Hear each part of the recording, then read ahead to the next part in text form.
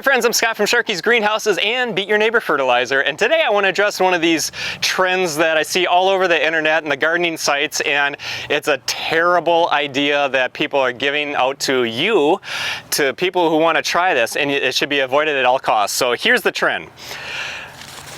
They're saying it's a great idea to take a diaper, of all things, and put it at the bottom of your hanging basket or your container, and then you'll fill this up with soil, and that diaper will absorb the water, and then it will give back to your plants and flowers when it needs it.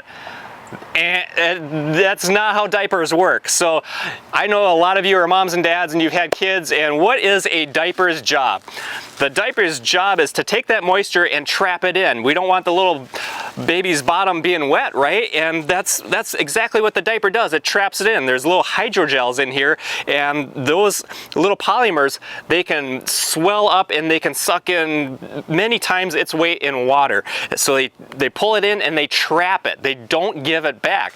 That's the job of the diaper. So I poured about 6 cups of water into this diaper. That's a lot of water. And guess what it did? Exactly what it was supposed to do. It trapped that in.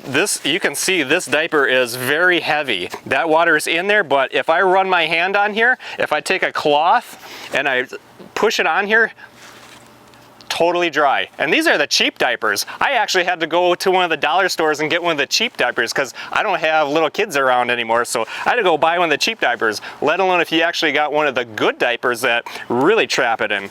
But pushing that on there, absolutely no moisture. So how is that going to work when you're putting those in the bottom of your plant's containers?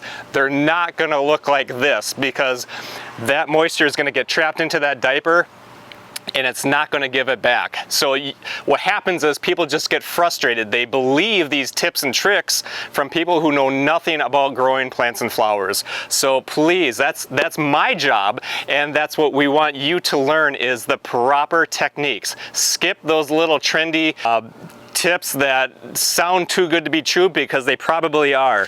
And that moisture, when you're pouring it into your container, it's going to trap that in, and guess what? It's not going to give it back. So you're going to feel that hanging basket or that container, and it's going to feel like it's heavy, because it is. All that moisture is there, but it's not being fed back to the plants and the flowers, and therefore your plants are going to starve from the lack of moisture. Another thing to think about is when this diaper swells up, it is taking up room where that soil was, and it's displacing it, and it's taking up valuable room that would have been for those roots to grow and to be able to grab in nutrients. So the diaper will keep on swelling and taking up valuable room. What you really want is good quality soil. There is a value in having good soil in your container, and soil that has either peat moss or hydrofiber in it. That is the moisture control that you actually want, not diapers. Those are especially like that peat moss that can pull that moisture in and give it back freely to those plants when they need it. So be sure to skip the diapers. Don't use it. Don't jump on that trend. It doesn't work. Hey, if you're liking our videos, please be sure to give us a thumbs up, follow us on Facebook, and subscribe to us on YouTube. And then head on over to our beatyourneighbor.com website, where you can check out our tips and tricks and blog articles, and of course our Beat Your Neighbor fertilizer. That's all over at beatyourneighbor.com. Thanks for watching. Have a great day.